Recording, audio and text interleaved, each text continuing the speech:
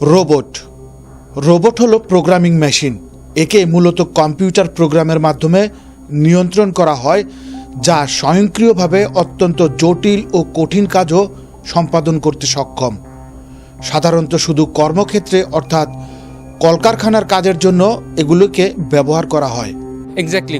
বর্তমানে প্রযুক্তির দিক থেকে সব দেশই কম্পিটিশনে যাচ্ছে। যেমন রোবোটিক প্রযুক্তির দিক থেকে জাপান এবং জার্মানি হচ্ছে বেস্ট, এবং তাদের সাথে পাল্লা ধরে কোরিয়াও এখন রোবোটিক দিকে আগাচ্ছে। আমি যে এই কোম্পানিতে আছি, জব করছি, সেই কোম্পানিতে রোবোটিক পার্টসগুলো ইদানিং দেখছি যে তারা রোবোটিক অ্যাড করছে, একটা দুইটা তিনটা করে এভাবে রোবোটিকের দিকে ঝুঁকার কারণটা হচ্ছে রোবোটিক্সের মাধ্যমে যে কাজগুলো করে সেটা করলে খুব দ্রুত এবং খুব সূক্ষ্মভাবে কাজগুলো শেষ করা যায়।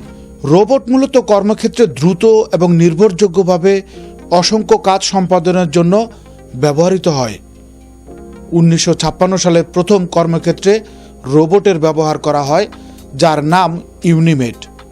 এগুলোর মধ্যে ঢোকার কারণটা হলো এটা হচ্ছে চাহিদা আছে বিশ্ববাজারে। বর্তমানে রোবোটিক পার্টসের অনেক চাহিদা আছে, যেহেতু চারোদিকে মানে মানুষের কাজ যেমন ভুল হইতে পারে, কিন্তু রোবোটিং তো ভুল করে না। আর অনেক নিখুঁত কাজ বা অনেক রিস্কের কাজ এগুলো হচ্ছে রোবোটিংয়ের মাধ্যমে ইদানিং মানে ফ্যাক্টরিগুলোর মধ্যে ঝুঁকতেছে, আর ননস্টপ কাজ করা যায়, আর অল্প মানুষের শ্রমিক দিয়ে দেশে উৎপাদন খুব বেশি করা যায়। এই জন্য রোবোটিংয়ের প্রতি ঝুঁকতেছে।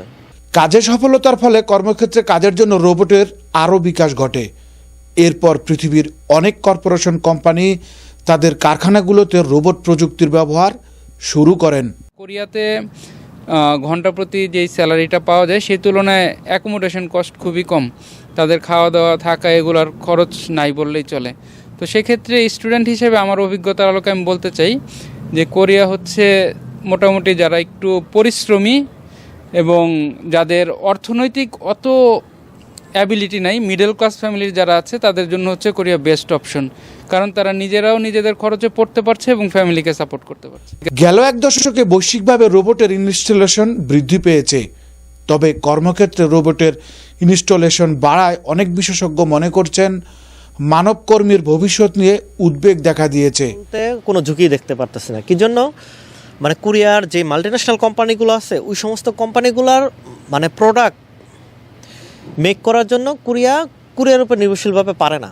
সেক্ষেত্রে দেখা যাচ্ছে কোরিয়া মাল্টিন্যাশনাল কোম্পানিগুলোর product China, Vietnam, India, Indonesia এই সমস্ত বিভিন্ন দেশে কোরিয়ান প্রোডাক্টগুলো তৈরি করতেছে। আর কোরিয়াতে যদি শ্রমবাজার মানে যথেষ্ট থাকতো তাহলে তো অন্য সব দেশে এগুলো ইন্ডাস্ট্রি করার প্রশ্নই ছিল না।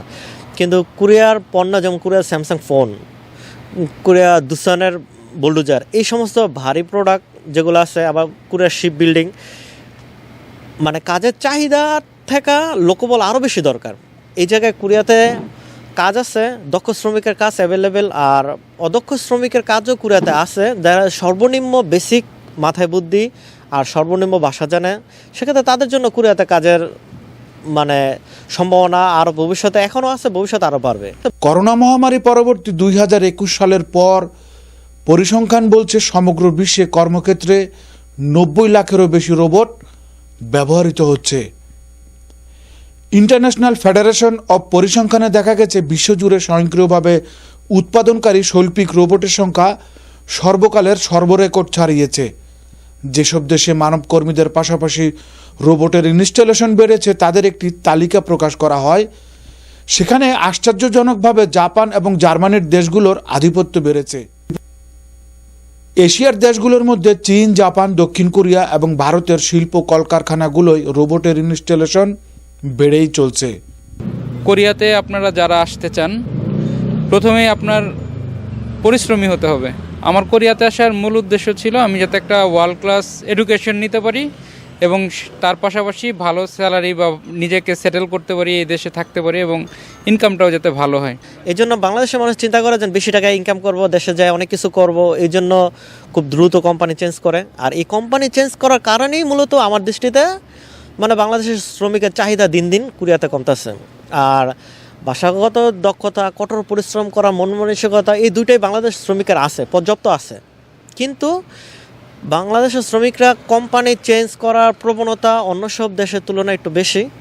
এই জন্যই মূলত আমার দৃষ্টিতে কোরিয়াতে শ্রমিক কমতেছে। আর বাংলাদেশ সরকারের যে ব্যর্থতা আছে কিনা ওটা বলতে পারি না, কিন্তু বাংলাদেশ সরকারে দেখা গেছে রাষ্ট্রীয়ভাবে মানে ভয়েসেলের মাধ্যমে লোক আসে, এটা যেমন ঠিক, কিন্তু রাষ্ট্রীয়ভাবে ভাষা শিক্ষার যে ব্যবস্থাটা এটা বাংলাদেশে পর্যাপ্ত নাই।